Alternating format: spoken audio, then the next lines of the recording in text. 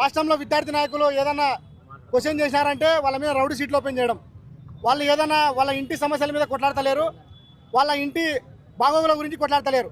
విద్యార్థి నాయకులు అంటే ప్రజల గురించి, విద్యార్థుల సమస్యల గురించి కొట్లాడతారని చెప్పి ఈ ప్రభుత్వము ఒకసారి చూడాలి.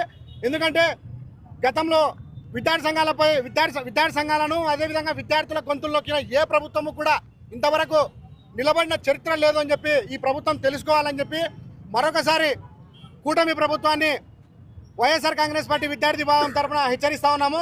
రాబోయే రోజుల్లో ఇదే విధంగా మీరు విద్యార్థి నాయకులపై కేసులు ఇదే విధంగా మోపితే పెద్ద ఎత్తున అన్ని విద్యార్థి సంఘాలను కలుపుకొని పెద్ద ఎత్తున ఉద్యమం చేయబోతున్నామని తెలియజేస్తా ఉన్నాం.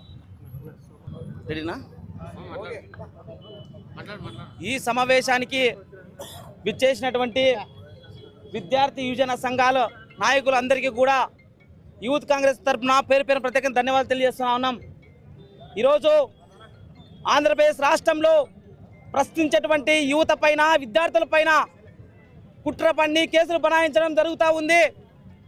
దేశ స్వాతంత్ర పోరాటం నుంచి నేటి వరకు విద్యార్థులది కీలక పాత్ర.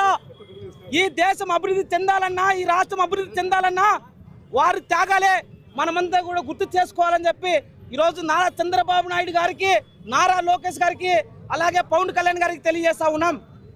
ఎందుకయ్యా అంటే ఈరోజు ఈ రాష్ట్ర ప్రభుత్వం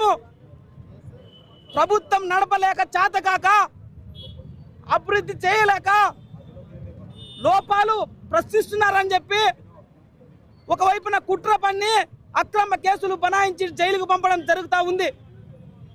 నిజంగా ఈరోజు చెప్తా ఉన్నాం, ఆంధ్రప్రదేశ్ రాష్ట్రంలో రాజ్యాంగబద్ధంగా ఈ ప్రభుత్వం నడవలేదని చెప్పి మేము తెలియజేస్తా ఉన్నాం. విద్యార్థులు, యువత కీలకంగా అనేక సమస్యల మీద పోరాటాలు చేయడం జరుగుతుంది.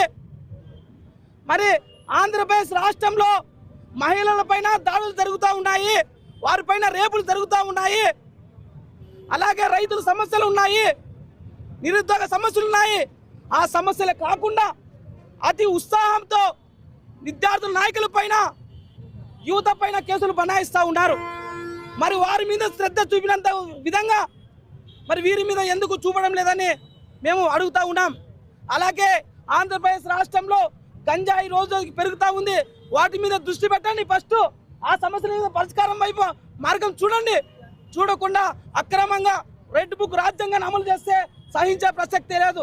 గత చరిత్ర చూసుకుంటే యువత అలాగే విద్యార్థులు గొంతులు నొక్కి వారి హక్కులను అణచివేసినటువంటి ప్రభుత్వాలు ఎప్పటికీ నడవలేదు. ఈ ఆంధ్రప్రదేశ్లో అన్ని ప్రభుత్వాలు కూడా కూడడం జరిగింది. కాబట్టి ఇప్పటికైనా విద్యార్థి యువజన సంఘాల మీద పెట్టినటువంటి రౌడీ షీట్ కేసులు తక్షణమే వెనక్కి తీసుకోవాలి. మరి ఏవైతే జాబ్ నోటిఫికేషన్లు ఉన్నాయో ఆ జాబ్ నోటిఫికేషన్ తక్షణమే విడుదల చేయాలి. లేని పక్షంలో అనేక విద్యార్థి యువజన సంఘాలను కలుపుకొని పెద్ద ఎత్తున పోరాటానికి పిలుపునిస్తాం. ఎటువంటి పరిస్థితుల్లో ఎన్ని కేసులు బనాయించినా కూడా వెనుక తగ్గేటువంటి పరిస్థితి లేదని చెప్పి ఈ సందర్భంగా హెచ్చరిస్తా ఉన్నాం. మహేంద్ర నాయుడు, యూత్ కాంగ్రెస్ జిల్లా అధ్యక్షులు.